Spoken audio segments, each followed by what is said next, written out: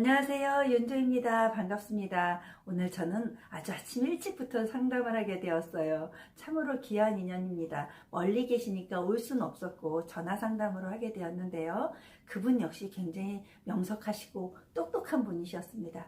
그치만 원래 자기 건 잘 안 보여요. 저도 제 건 잘 안 보여요. 사실상.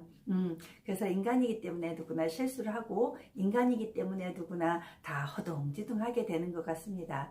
자, 그럼에도 불구하고 그분은 지혜를 찾기 위해서 저에게 전화를 하셨고요. 저는 명확한 상담을 해드렸습니다.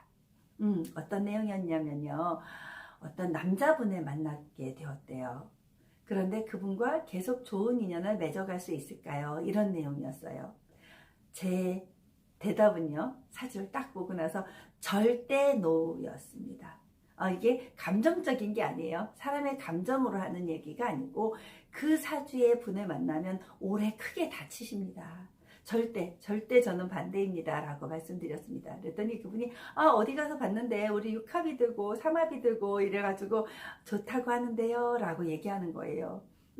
월지의 합이 반합이 들고 있었습니다. 하지만 합이 되어서 좋은 건 아니에요. 지지의 합은 참 사건 사고가 벌어지고 좋은 일로 벌어지기도 해요. 그렇게 남녀 관계를 맺어주기도 해요. 하지만 그 합에 의해서 그분들의 운명이 어떻게 되느냐는 그 합의 관계도를 보셔야 돼요. 합이 되어서 이분에게 넘치는 화의 오행을 더 화의 기운을 확 불질러주는 그런 경우였어요. 그런 분을 만나면 백발백중 힘든 일을 겪게 됩니다. 게다가 그 남자분의 사주를 딱 봤더니 월간과 월지가 올해 대운과 천충지충운을 맡고 있었어요. 월간의 충, 월지의 충, 어떤 큰 사업의 변화나 직장의 변화나 가정의 변화나 환경이 변화된다는 뜻이거든요. 그런 경우에는요, 분명히 그분이 원하든 원치 않든 이별운이 오게 될 것이고 어찌 잘못하면 남의 가정을 깨는 상황이 벌어지게도 됩니다. 이 분의 운이 아니고 그 남자분의 운에 의해서 이 여자로 인해서 그렇게 되는 거죠. 그러면 너무너무 가슴 아픈 일들이 많이 벌어지잖아요. 그래서 제발 정들기 전에 이별을 하시는 게 좋겠습니다 라고 상담을 해드렸습니다. 충분히 알아들으셨으리라 생각해요. 그렇지만 오늘 지금 이 순간 제가 이분들이 왜 이런 운에 만나게 되었을까라고 얘기해드리고 싶었어요. 선생님들한테. 유튜브를 구독하시는 분들 조금만 지혜로움을 찾을 수 있어도 좋습니다. 남자와 여자가 만나는 운은 목화토금수 오행으로 한번 제가 볼게요. 목화를 가진 사람들은 어떤 인연에 있어서 굉장히 성급합니다. 빨리 돌진하고 싶어 해요. 양의 기질을 갖는 것이에요. 그죠? 금수를 갖는 사람들은 좀 더 심사숙고하고 더디게 굴러갑니다. 바퀴가. 인연의 바퀴를 천천히 굴려가는 거죠. 마음은 굴뚝 같아요. 근데 마음만 있을 뿐이지 생각이 너무 깊다 보니까 실천력이 없는 거예요. 참 둘 다 문제죠. 너무 빨라도 문제, 더 늦어도 문제. 그렇게 문제가 되는 그 시기에 자 그러면 목화를 가진 사람들은 어떤 먹고 맛보고 씹고 즐기고 뭐 이런 광고가 있었어요. 그런 광고처럼 직접 경험하는 걸 굉장히 좋아합니다. 그런데 금수를 가진 사람들은 비밀 사랑, 내면의 사랑, 뭐 플라토닉 러브 이런 걸 막 찾게 됩니다. 그렇게 되면 서로 안 맞는 것 같죠. 하지만 생각해 보세요. 목화 가진 사람과 목화 가진 사람이 만났다고 생각해 보세요.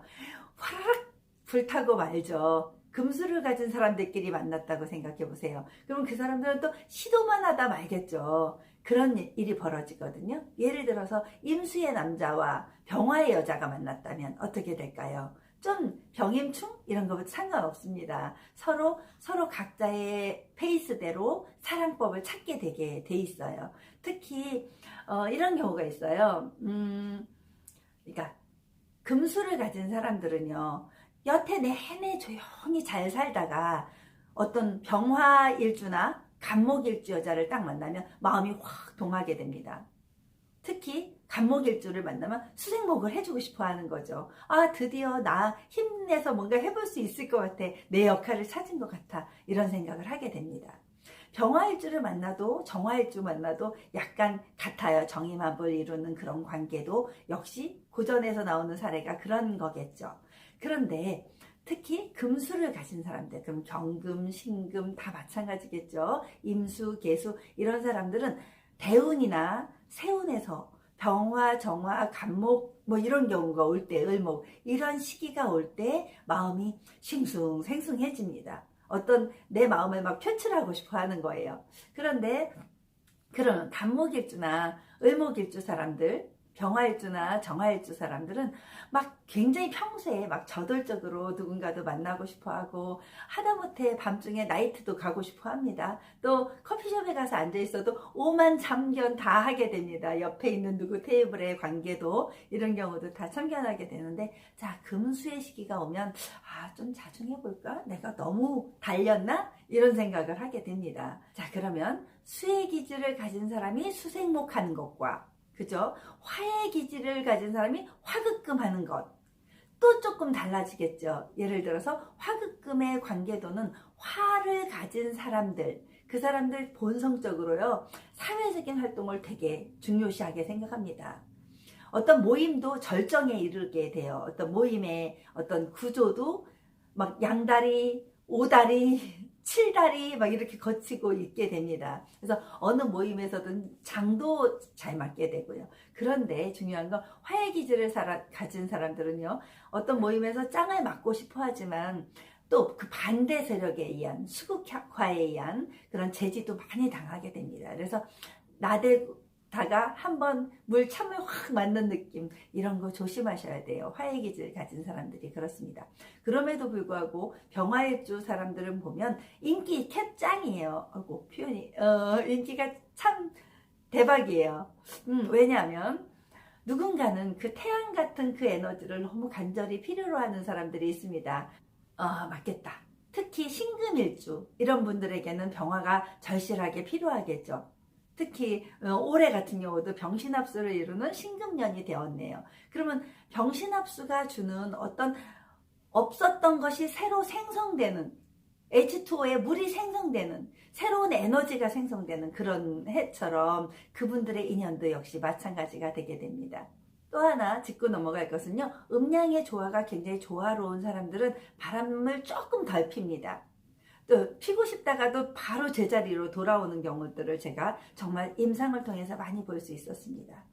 왜 이제 만약에 양극으로 흐르고 음극으로 흐른다면 그 사람들은요, 양극으로 흐르던 사람이 음극의 시대가 딱 오면 내 마음이 싱숭생숭 막 발동을 하기 시작합니다. 시동을 걸게 돼요. 그리고 역시 마찬가지로 음극이 강하던 사람들이 양극의 시대가 오면 막 저돌적으로 나가고 싶어 합니다. 왜? 내가 경험해보지 못하던 세상을 만났으니까. 느낌이에요. 우주의 느낌.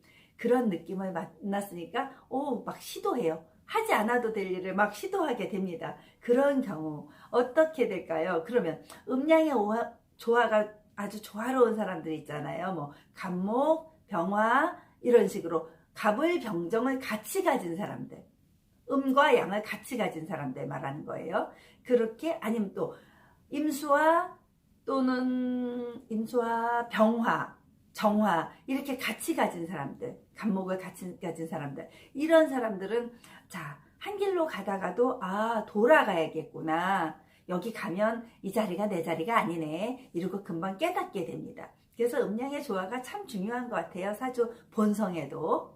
그러면 좀 느낌 아시겠죠? 본인에게 누군가를 만났다고 해서 합이 되어서 좋은 것이 아니다. 합이 되어서 나를 치게 되는 경우도 있다. 나를 더더욱 극한으로 몰게 되는 경우도 있다. 이런 걸 확인하셔야 돼요.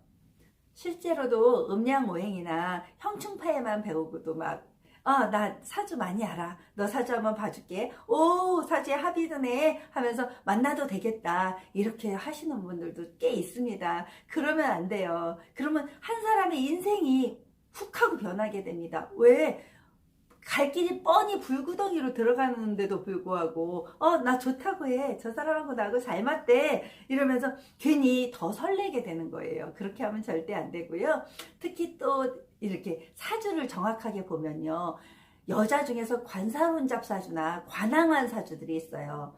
관살이 아주 왕한 사주들은 이제 막 수많은 남성 편력을 겪게 되거든요. 그러니까 어느 순간 남자라면 정말 끔찍해, 질렸어, 이렇게 말하는 경우도 생기게 됩니다. 근데 관살도 왕한데 인성도 왕이에요. 그러면 어느 정도 이렇게 내성이 생기게 됩니다. 좀 감당할 수 있는 능력이 생기게 되는 거예요. 그러면 관인 상생을 이루는 여자는 좀 낫겠지만 관살만 잔뜩 있는 사람은 상대하기가 좀 어렵겠죠. 그리고 또 매력 있는 여자 중에 한 명은요, 식상이라고 해야겠다. 식신상관도 마찬가지인데요. 상관은 좀 덜 하겠어요. 식신이 강한 사람들, 식신태왕자라고 해요. 그런 분들은 참 예쁩니다. 꾸미는 것도 아주 잘하게 돼요. 근데 그렇게 되는데, 또 쿨하기도 하겠네요. 굉장히 좋은 장점이 많음에도 불구하고 연애하기는 참 좋지만, 또 상관이 많은 사람들 있죠. 상관, 경관, 사주가 된다고 하잖아요. 그런 경우에는 결혼까지 가면 여러 가지 또 문제가 발생돼요. 그러니까 식상태왕도 그다지 좋은 건 아니고 관살태왕도 아주 좋은 건 아니에요. 그러면 어떻게 해야 될까요? 관살이 강하면 재성이 약하던가, 관살이 유기한 사람이 있어요. 자, 정관이 한 번만 뿌리 딱 내린 경우가 있어요. 혼잡되지 않아요. 정관, 평관 이렇게 막 여러 가지로 혼잡되지 않고 정관이 딱 뿌리를 받고 유기한 사주들이 있어요. 월지의 정관, 일지의 정관, 그런데 딱 뿌리를 박는 거예요. 그런 여자분들 같은 경우는 정말 한 남자를 섬기기 짱 좋더라고요. 그런데 그때 재성이 투간되지 않아야 돼요. 재성이 조금 모자르다 싶어야 돼요. 그래야지 내 남편이 세상에서 최고야. 내 남편을 통해서 재성을 얻게 되는 사주. 그러니까 가정을 참 소중하게 여기고 남편을 최고로 모시겠죠. 그런 여자분들은 거의 바람 안 피는 것 같더라고요. 제가 만나본 사람들은 그랬어요. 또 갑자기 생각난 사례가 있는데요. 인성이 태왕한 남자들이 있었어요. 그런 분들은 생각이 너무 많아서 어떤 그런 걸 소개해줘요. 일거리도 예를 들어 소개시켜줘요. 그러면 펜하고 메모장 딱 준비해가지고 엄청 받아 적고 열심히 공부합니다. 준비가 완벽해야만 나가는 사람들이거든요. 그래서 다 열심히 했어요. 근데 실전에 딱 가면 또 브레이크가 걸리는 거죠. 이걸 해도 될까? 말아야 될까?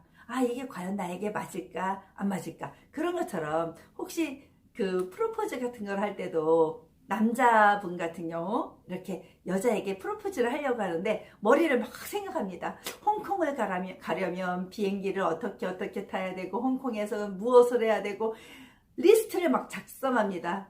막 가서 즉석에서 식상태왕 같은 경우는 즉석에서 오늘 맛있는 거 먹고 내일 저거 구경하고 그냥 즐겁게 놀다 오면 돼 라고 생각할 수 있는데, 인성태왕한 남자들은 굉장히 철저히 준비를 해서 갑니다. 갔다가 또 갔는데 예를 들어서 식상이 발달되지 않고 재성이 발달되지 않았어요. 근데 오늘의 돈은 얼마를 썼고 이만큼이 나갔으니까 얼마가 모자르고 다 계산하다가 시도만 하다가 다 끝내지 못하고 돌아오는 그런 경우도 많이 볼 수 있습니다. 인성태왕 남자도 여자도 좀 마찬가지일 거예요. 그래서 인성태왕도 문제, 관살태왕도 문제, 식상태왕도 문제, 모든 게 좀 그래요. 제타신약도 문제. 그렇게 되니까 조화로운 사주의 사람을 만나야 하고, 내 사주가 조화롭지 못하다면 그 조화롭지 않은 시기에 그 반대쪽의 세력이 나의 사주를 막 끌어당기는 시기에 참 조심하게 넘어가야 될 때구나. 여러분들 알아두시면 좀 도움이 될 수 있는 그런 정보였을까요? 제가 아주 작은 지식 나눔 여러분들과 함께 대화 나누고 싶었습니다. 명리 토론이다 생각하시고 전화 상담도 얼마든지 좋습니다. 자, 제가 관상을 보기 위해서 사진을 먼저 봤습니다. 사진 한 장을 받고 그 사진을 관상을 보면서 이 사주와 맞춰가지고 여러분들에게 제 진심을 다해서 상담하는 상담자입니다. 여러분들 행복하십시오.